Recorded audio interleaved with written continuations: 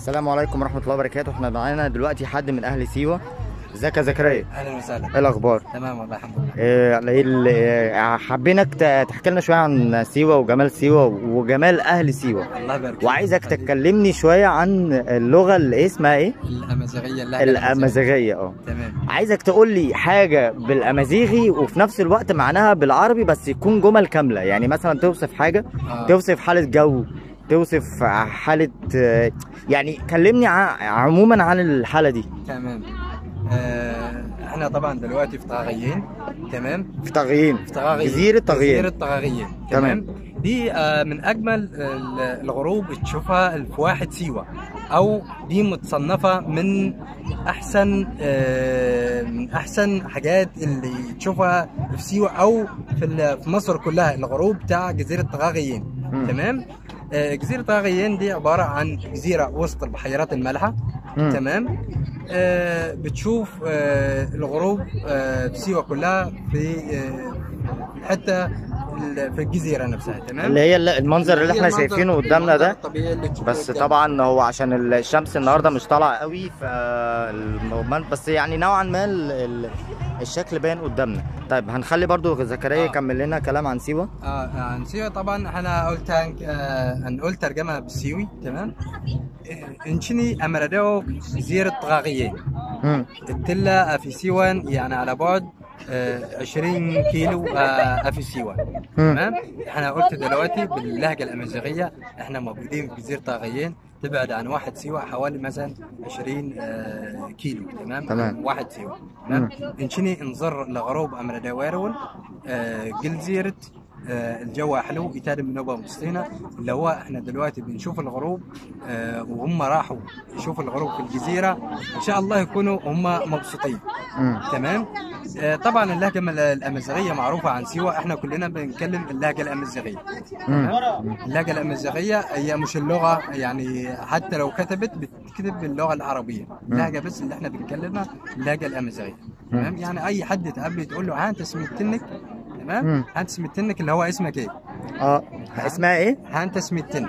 هانت سميتنك. هانت سميتنك اللي هو اخبارك ايه؟ اخبارك ايه؟ تمام. طب واسمك ايه؟ اسمك ايه اللي هو هانت سميتنك، يقول لك نيش سميتنا زكريا. يعني انت تسالني تقول لي هانت سميتنك، انا هجاوبك وهقول لك نيش سميتنا زكريا. تمام. دي يعتبر من اول مقابله تقول له هانت الحلنك اللي هو اخبارك ايه؟ انت الحننك اللي هو اخبارك ايه؟ هرد عليك اقول لك ليش الاخبارنا وتمام، اللي هو انا اخباري كويس. فاهم. تمام. انت الحالنون انشطيمه اللي هو اخبار كويس، ان شاء الله كله ايه مبسوطين او مرتاحين. تمام. يعني احنا زي ما دخلنا لما قلت لهم لما تروح هناك هتقول لهم نيش خسيخ امان نسماطن. نيش خسيخ امان نسماطن اللي هو انا عايز اشرب ميه ساقعه. ايه تاني معلش؟ نيش خسيخ. نيش خسيخ امات سماطن. انا عايز ميه ساقعه. انا عايز ميه ساقعه. نيش خسيخ امان سماطن. بس الغريبه يعني انتوا، هو مش غريبه ولا حاجه، بس انا عايز اسالك سؤال. هو انتوا هنا يعني لما بتيجوا بتتكلموا مع بعض كاهل سيوه بتتكلموا بالامازيغي؟ لا باللهجه الامازيغيه معروفه. لكن ما بتتكلموش باللغه العربيه او اللغه العاميه اللي هي بتاعتنا دي؟ لا احنا في سيوه كلنا طبعا بنتكلم اللهجه الامازيغيه. تمام. بس لما بيكون في حد يعني خارج سيوه او زاير زينا كده بتتكلموه بلغتنا العاديه؟ لا احنا بنتكلم اللغه العربيه العادي. طبعا العيال اول ما بيخشوا المدرسه كلهم بيعلموا اللغه العربيه. بره بس بيكلموا اللهجه الامازيغيه. اما في المدرسه كلهم بيتكلموا ايه اللغه العربيه. طيب دلوقتي يا زكريا عايزين بس نعرف منك حاجه. هل اللغه الامازيغيه دي يعني مستخلصه من حاجه من اللغه الليبيه او اللكنه الليبيه، ولا دي حاجه خاصه باهل سيوه ومطروح عموما؟ لا يعني مش حتى مطروح، احنا يعتبر شمال افريقيا كلها الامازيغ. يعني عندنا مثلا تونس والجزائر وليبيا والمغرب كلهم في مناطق معينه بيكلموا نفس اللهجه. يعني حتى احنا في سيوه مطروح ما بيتكلموش نفس الكلام تاني، بيتكلموا يعني اللهجه البدويه. يعني يعني المطروحي او المطروحي ما يفهمش الامازيغي؟ لا ما يفهمش الامازيغي. وانت طب انتوا عندكم هنا ممكن تفهموا اللغه المطروحي بنفهم لكن هو ما يفهمش لغتك؟ لا هم ما يفهموش اللهجه بتاعتنا. يعني توصل في ليبيا برضو في مناطق معينه بس بيكلموا اللهجه الامازيغيه، مش كلها. توصل في المغرب في اماكن معينه برضو، حته اسمها طنجه والكلام ده بيكلموا نفس اللهجه. تمام. توصل في المغرب برضو في اماكن في سوسه. تمام. في سوسه بيكلموا نفس معلش فين سوسه بس المغرب عشان ما حد دي منطقه في المغرب برضو بيكلموا اللغه الامازيغيه. يعني مش مقتصر على سيوه بس او على اهل سيوه بس، يعني كلامهم زي ما تقول مش زي مصر هنا. سيوه بالظبط، مش زي سيوه يعني احنا بنتكلم مع بعض هتلاقي في كلام مختلف، اما اللهجه نفس اللهجه. تمام. دي يعتبر اللهجه بتاعتنا. سيوه مدرجه من ضمن الصحراء الغربيه عموما صح؟ من الصحراء الغربيه. احنا الصحراء في الاول طبعا سيوه كلها صحراء. تمام. بيقول لها اللي هي الصحراء الغربيه. تمام. بعد كده بدات زي ما تقول في تطور تدريجيا، سيوه بدات توسع. الصحراء موجوده زي ما هي بس بننطقها اللي هي نظام سفاري. بتلاقيها بتبقى نظام سفاري والكلام ده وقت الغروب هناك اللي هو او الشروق. تشوف برضو الشمس هناك بس اللي هي نظام سفاري بتطلع بيها الدفع الرباعي العربيه. الدفع الرباعي اللي هي عربيه الجيب والكلام ده، اللاند كروزرز والكلام ده طبعا. طيب عايزك تقول لي بص، هو انا كنت سالتك سؤال في الباص واحنا جايين بس هعيده لك تاني عشان ده ما كانش قدام الكاميرا. احنا هنا بيننا وبين حدود ليبيا قد ايه بالظبط؟ حدود ليبيا بص، احنا لو حدود ليبيا من سيوه لحد ليبيا لو نظام الرمل نظام تهريبه والكلام ده بس بيبقى مقفول في منطقه اسمها بهي الدين، اخر حاجه اللي هو موجوده في سيوه. دي يعتبر من على الحدود الليبيه على طول. الحدود الليبيه، يعني انت لو طلعت بالعربيه اللي هي الدفع الرباعي ما بتوصلش نص ساعه توصل هناك. يعني من سيوه هنا لغايه هناك نص ساعه؟ ما توصلش نص ساعه توصل حدود ليبيا. بس طبعا دي منطقه زي ما تقول مش رسميه او مش مسموحه بيها، مش شرعيه. هجره غير شرعيه. مش شرعيه. اما لو تطلع نظام جمركي من سيوه المطروح او سيوه ليبيا لازم تطلع مطروح الاول، تطلع تسلم جمرك السلوم، بعد كده تطلع ليبيا. طبعا احنا في ناحيه ليبيا والناحيه الثانيه اللي هي الصحراء برضو بتاعت السودان. حدود السودان برضو. السودان بس حدود السودان تبقى بعيده شويه، اما ليبيا قريبه. ليبيا اقرب من هنا لسيوه لا ليبيا بالنسبه لنا قريبه خالص، يعني احنا لو طريق فتحت هتلاقي رايحين جايين، يعني تطلع الصبح ترجع اخر النهار، موضوع بسيط خالص. طيب نرجع بقى للغه الامازيغيه تاني. انا عايزك تشرح لي او توصف لي حاله الجو هنا في الصيف بتبقى عامله ازاي وفي الشتاء بتبقى عامله ازاي بالامازيغي، وفي نفس الوقت برضو الناس تفهم، يعني عشان اللي مش فاهم امازيغي تشرحها لي كده وتشرحها لي كده. مفيش مشكله. بص احنا هنتكلم مثلا في وقت الشتاء. تمام. اكلمك باللهجه الامازيغيه بعد كده اقول لك ترجم لي بقى عشان ترجم لي. انشني جيسيوان قشتي رحلاتنا في النوبه يتاسن قشتي اللي هو المناظر ذره الغروب ذره الشروق. تمام. ذره المناظر الاثارات النوبه المزارات من بيلا جيسيوان اغلب حاجه امارا قشتي. الاجازات اغلب حاجه الاجازات من السنه او اي الاجازات عمر قشتي اكثر حاجه. تمام. يعني نشني قلنا في الاجازات من هو نهايه العام عمر اكثر حاجه سوى عمر كومبليت نوبه انت تتشورى عن سبب جزار المنظره. تمام. هنتكلم باللغه العربيه. احنا بنقول مثلا في الشتاء. تمام. عندنا في الشتاء مثلا اجازه نص سنه دي سيوه تعتبر كومبليت، مش هتلاقي مكان تتأجر فيه او تقعد فيه ولا في اجازه نص سنه. تتكلم على اجازه دي اجازه نص سنه او مثلا اجازه راس العام اللي هو اخر سنه. في الصيف. لا في يعني شهر 7 و8. بس يعني اكتر حاجه عندنا الاجازه بتاعت نص الدراسه نص العام. تمام. دي سيوه دي كلها هتلاقي كومبليت، مش هتلاقي مكان تقعد فيه. بالنسبه للجو هتلاقي جو شتاء بس الجو حلو خالص. طبعا الدنيا ما بتشتيش هنا. طب الشتاء هنا بيبقى برد جامد او برد قارس جدا ولا جو الصبح بيبقى جو معتدل، الشمس بتطلع جو حلو جدا. اما بالليل بيبقى جو ساقع خالص اللي هو جو لازم يكون انت لازم تبقى انت لابس حاجه تقيله لازم يعني. تلبس حاجه تقيله وتلبس جاكيت. الجو بيبقى برد جامد جدا. جو برد يعني. الميزه بتاعتنا في سيوه طبعا بيهتموا بالطراز اللي هو السيوي، اللي هي الحاجات المبنيه انا شايف بالملح والطين والكرشيف والكلام ده، تمام زي ما انت شايف. تمام. الحاجات دي لو نزلت الشتاء عليها او المطر، تمام، طبعا الدنيا هتبوظ. طبعا. بس يعني الحمد لله يعني الشتاء يعني حتى لو نزل هينزل حاجه بسيطه خالص. يعني دي حاجه من ربنا. ما بينزلش الشتاء علينا. لو نزل المطر علينا هيخرب علينا كل حاجه يعني. تمام. احنا طبعا بنعتمد على ايه؟ الحاجات البيئيه اللي هي الطراز البيئي اللي هي المبني حاجات بالطين والملح والكرشيف. تمام. دي حاجه اللي هو في الشتاء. اغلب حاجه بيبقى المزارات في الشتاء. اما لو دخلنا في الصيف بيبقى عندنا حمامات رمليه. هي حمامات رمليه بتدفن في الرمل. ده اللي هي العيون، اللي هي العيون الكبريتيه والكلام ده. العيون الكبريتيه دي برضو ممكن نستخدمها في الشتاء، اللي هو العلاج. بتنزل اصلا حتى لو نزلت في الميه اللي هي اسمها العين كليوباترا، دي ميه كبريتيه بتتعالج فيها مثلا اللي هي الامراض الجلديه، الامراض الجسم، مثلا عندك الحبوب والكلف والنمش والكلام ده. يعني اي امراض جلديه عموما، اي امراض جلديه بتتعالج ينزل بالميه الميه الكبريتيه. سبحان الله بتغير بنفسها. يعني انت دلوقتي لو نزلت في وقت الصيف الميه دي بتلاقيها ساقعه. لو جيت في الوقت الشتاء هتلاقي ميه دافيه. الميه تغير اصلا نفسها، والميه بتطلع من بطن الارض. ما هي في ابار كده. هي يعني الميه بتطلع من بطن الارض. في ابار هنا في سيوه فعلا بيطلعوا منها الميه المعدنيه كمان. الميه المعدنيه اصلا هي ميه معدنيه وميه كبريتيه بتطلع من بطن الارض. والمصاريف الميه اللي بتطلع بتزيد منها تسقي الجناين حوالين العين. يعني ما بتروحش مكان، تسقي الجناين كلها.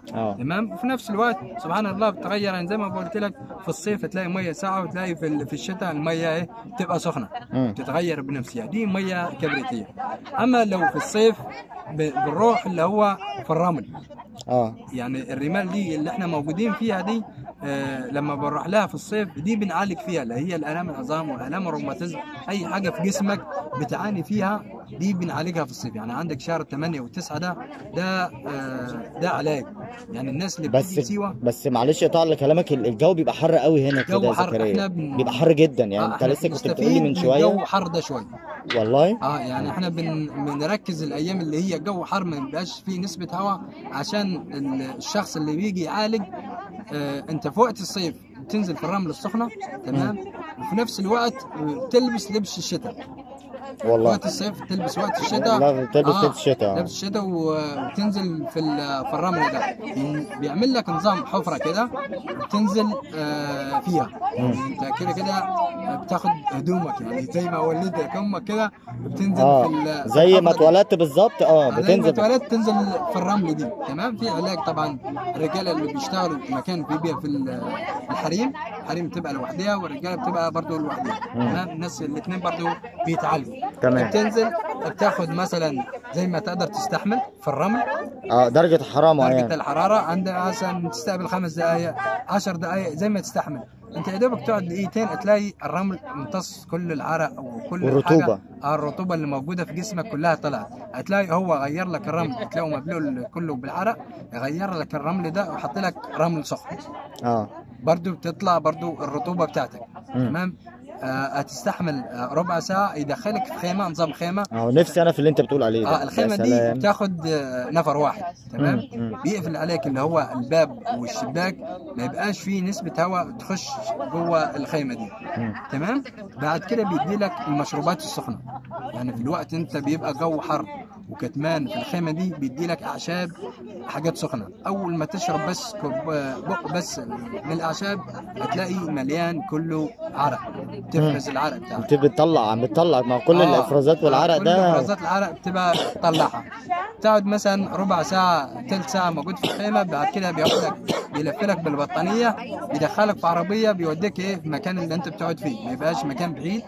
بتدخل في المكان، الاوضه مقفوله، كل حاجه نظام بطانيه مفروشه عشان يبقى بطانيه او المكان اللي تقعد فيه حاجات صوف برضو تمتص العرق والكلام ده. بيدي لك برضو طول النهار اعشاب والكلام ده. يجي لك دكتور يعالجك، يعمل لك مساج تمام. بتاخدها جلسه 3 ايام، بتبقى جلسه 3 ايام. بعد 3 ايام هتلاقي نفسك يعني كل حاجه ان شاء الله بفضل الله كل حاجه راحت، الالام العظام والروماتيزم اي حاجه في الجسم او في الرجل في اي حاجه تبقى راحت خالص. ده بنستخدمها سواء في الشتاء او في الصيف، يعني في الصيف رحلات علاجيه، وفي الشتاء اللي هي رحلات تبقى ترفيهيه. ايوه فاهم. وطبعا سيوه مشهوره من العيون الكبريتيه والبحيرات المالحه برضو بنعالج فيها، اللي هي لما بتنزل النوم نظام اللي هو استرخاء واستجمام، برضو بينفع للفطريات للحبوب للجسم عموما. اي امراض جلديه بيبقى في الجسم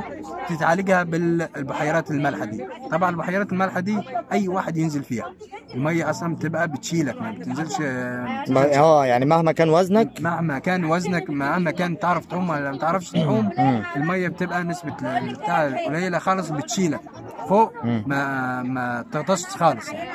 دي بتفيد لاي واحد يعني فيها. بعد ما بتخلص دي بتنزل الميه الكبريتيه اللي هي العذبه زي ما بتقول بتكمل علاجك. بعد كده دي النظام هي دي بقى بيقولوا عليها سيوه العلاجيه. سيوه العلاجيه. بعد كده تطلع بقى بالليل لو في الوقت الشتاء تمام، بيبقى نظام اللي هو كامبات، اللي هو نظام السفاري. نظام الكامب ده بيبقى جنينه او في وسط الرمل، طبعا بيبقى محيط كلها بالانوار وكل حاجه متوفره هناك، بس نظام اللي هو شموع وانوار وكل حاجه تبقى موجوده هناك. بيبقى تبعد عن سيوه كده شويه، يعني 5 كيلو و10 كيلو في الصحراء، بيبقى تشوف النجوم وتشوف الانوار اللي موجوده في سيوه كلها من بعيد خالص. دي يعتبر المجمل او الحاجه البسيطه اللي موجوده في سيوه. لا، وملاحظين كمان ان هي مدينه سياحيه، يعني بص لو بصيتنا ورانا كده هنلاقي جنسيات مختلفه بتزور سيوه يعني. سيوه مشهوره بالسياح كتير، يعني يعتبر احنا لما جم الخبراء او مركز بتاع الاثريين صنفوا سيوه من احسن الغروب او من احسن الرمال الموجوده فيها السفاري. دي تعتبر ثاني واحده بعد الخليج العربي. ثاني واحده بعد الخليج العربي. ثاني واحده بعد الخليج، اللي هي تشوف سيوه في الرحلات اللي هي الغروب والرحلات السفاري. جميله السفاري، احسن حاجه اتصنفت في سيوه كلها يعني. طب اسعار السفاري ايه بقى بتختلف؟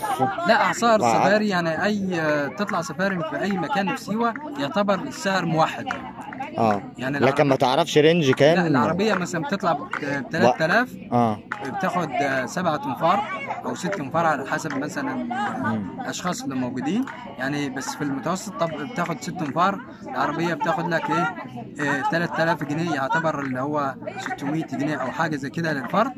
تمام. بعد كده بياخد لك مثلا 20 جنيه او 50 جنيه اللي هي التصاريح اللي هي بتاعت عشان حرس الحدود مثلا. عشان حرس الحدود صح؟ بيبقى انت مأمن وكل حاجه. مفيش حد وطبعا التصاريح دي بتتعمل بالبطايق. لازم يكون معايا بتاعته. بيعمل لك تصاريح. وبعد كده بتطلع مثلا من الساعه 2 اللي هي بعد الظهر. لو في وقت الصيف بيبقى قبل العصر شويه، اما دلوقتي ممكن تطلع على الساعه 2. بتطلع على بحر الرمال الاعظم ده، بتروح المكان اسمه بير واحد. بير واحد ده في صحراء، يعتبر 10 كيلو او 15 كيلو عن سيوه. هو في الرمل خالص، نظام صحراء، هتلاقي عين ميه سخنه. ففي جوه الصحراء، في قالب صحراء كلها رمل، هتلاقي ميه سخنه وجنينه حولها كل حاجه. وطبعا ولا اتصالات ولا شبكه ولا نت ولا اي حاجه. مفيش اي حاجه، مفيش شبكه جوه انا عايز اقول لك مفيش هنا في سيوه شغاله شبكه غير 010. لا، يعني انتوا في اماكن فيها 015 011، بس الاغلب احنا شغالين في 010. يعني انا 011 بتلقط معايا هنا بالعافيه جدا. بالعافيه في اماكن معينه، بس هي بتلقط 010 مشهوره هنا قوي. 012 في اماكن برضه في الصحراء بتلقط 012. تمام. لما بتروح اللي هي بير واحد دي، في الطريق ممكن بيبقى في شبكه، لما بتخش بير واحد دي ما يبقاش في شبكه خالص. طب انت من وجهه نظرك هم ليه مش مهتمين بسيوه مع انها منطقه مدينه سياحيه؟ ليه مش مهتمين بيها بتخطيط الشبكات كلها؟ والله احنا يعني عملنا كل المستحيلات، وصلنا لوزاره الاستثمار والتخطيط وكل حاجه. عملنا كل حاجه. المفروض يبقى في تسعوا للموضوع ده. حتى لما جه الرئيس اللي هو في مدينه العلمين في السلوم اتكلم عن سيوه، قال لك السيوه دي من احسن المناطق السياحيه اللي اتعمل فيها البرنامج. تمام. بس قال لك في المخطط ان شاء الله كل حاجه تتعمل في سيوة، بس ان شاء الله تدريجيا كل حاجه يتعمل عشان السياح، مستقبل السياح كلها موجوده متجهه في واحد سيوة. تمام، انا بشكرك جدا يا زكريا، انت حد جميل جدا، وانا اللي لاحظته على اهل سيوه هنا ان اهل سيوه طيبين جدا وكرمه، يعني فيكوا الطبع الكريم الاصيل بصراحه. انتوا اللي شرفتونا. انا لاحظت ان هنا فيكوا طيبه جميله بصراحه، الله يخليك. يعني انتوا بلد جميله، بلد ساحره، بلد جمالها ما يتوصفش بالكلمات فعلا بجد. انا جيت هنا وشفت بنفسي، ده كله من ذوقك. ده غير ان انتوا يعني هي هنا جميله في كل حاجه، جميله في ناسها، جميله في صفاتكم، جميله في المناظر الخلابه اللي احنا بنشوفها. انا شايف مناظر قدامي لو حكيتها لاي حد مش يعني عمر مش هيصدق، ومهما اوصف له مش هقدر يعني اوصف له مدى الجمال اللي انا شفته هنا. نورونا في واحد سيوة في اي وقت، واحنا تحت امركم. ربنا يخليك يا زكريا، ومتشكر جدا على طلتك، وبشكرك وكتر خيرك، وان شاء الله نجيلك مره تانية واقعد برضو معاك، تحت امرك. وممكن يخطر في بالي كده اي سؤال هساله لك ان شاء الله. موجودين متاحين. ماشي يا زكريا، ربنا يخليك، تسلم، ربنا يخليك، يلا السلام عليكم.